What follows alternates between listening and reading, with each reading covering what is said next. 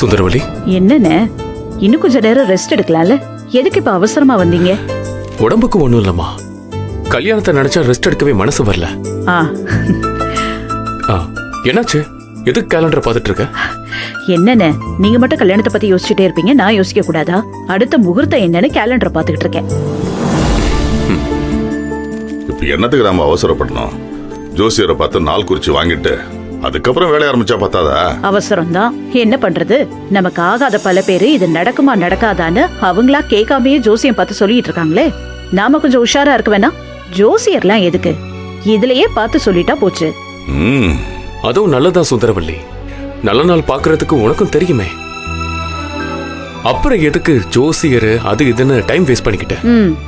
சுபம் சீக்கிரம்னு சொல்லுவாங்க. சொல்லு சுந்தரவல்லி, ஏதாவது நாள் கிடைச்சதா? ஆமாண்ணே, நாளைக்கு மறுநாள் அஷ்டமி நவமி வருது. அடுத்து வர்றது எல்லாமே வளர்ப்பிறதான். முகூர்த்த நாளாவும் இருக்கு. அந்த 2 நாள்ல ஏதாவது ஒரு நாள் நம்ம நிச்சயதார்த்தத்தை வச்சுக்கலாம். சரி.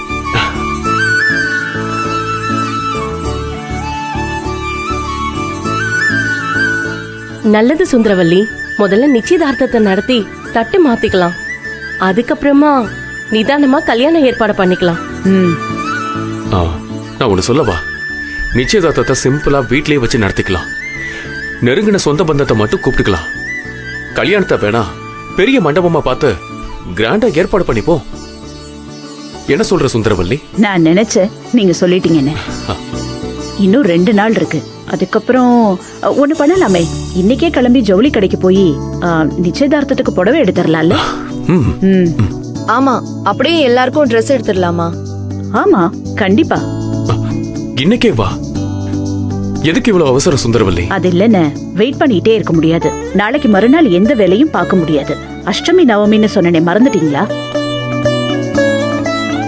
அதுக்கடுத்து நிச்சயம் பண்ணணும்னா நாம இன்னைக்கே புடவை எடுத்தா தானே கரெக்டா இருக்கும். ஆமாங்க, நிச்சயதார்த்தத்துல முக்கியமான வேலையே புடவை எடுக்கிறதும் நகை வாங்குறதும் தான். அதை முடிச்சுட்டா ஒரு பெரிய வேலை முடிஞ்சிடும்ல. ஆமா, எதுக்கு நம்ம லேட் பண்ணணும்? இப்பவே கிளம்பிடலாமே. கிளம்பலாம்.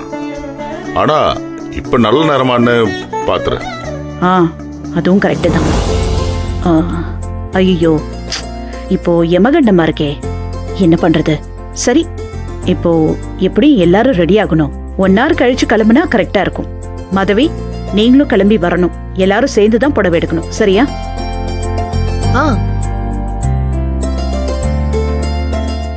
சரி, யமகண்டம் முடிஞ்சதுக்கு அப்புறம் எல்லாரும் கிளம்பலாம். அப்பா, எல்லாரும் தானே போறோம்? ஆமாப்பா, எல்லாருக்கும் தானே ட்ரெஸ் வாங்கணும். அப்புறம் சூர்யாவோட வைஃப் நந்தினி.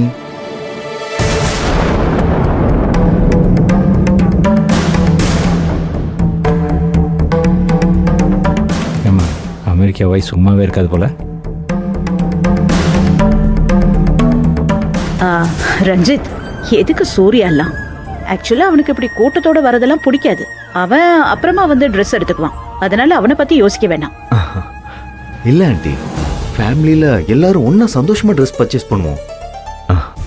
எப்படி பார்த்தாலும் சூர்யா தானே இந்த வீட்டுக்கு மூத்த பையன். அவரும் வரட்டுமே, நந்தினி சிஸ்டரும் வரட்டும்.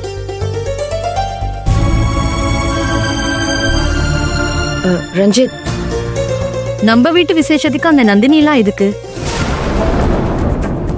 ரஞ்சித், சொல்றத புரிஞ்சுக்கோ. நீ யோசிக்கிற அளவுக்குலாம் நந்தினி அவ்வளவு வேர்த் இல்ல. அவளை வைக்க வேண்டிய இடத்துல வச்சா கரெக்டா இருக்கும். அதுக்காக தான் சொல்றேன். வேணாம் ஆண்டி, அப்படிலாம் பேசாதீங்க. ஐயா, காஃபியா? அவங்களுக்கு கொடு. ஆகட்டுங்க. அம்மா, காஃபி எடுத்துக்கிறேங்க. ஆண்டி, என்ன பொறுத்த வரைக்கும் எல்லா சொந்த பந்தமும் எனக்கு வேணும். உங்களுக்கு பிடிக்கலனாலும் நந்தினி சிஸ்டர் என் மச்சானோட வைஃப், என் தங்கச்சி மாதிரி. அவங்கள எனக்கு விட்டு கொடுக்க மனசுல. அவங்களையும் கூட்டிட்டு போலாம் ஆண்டி.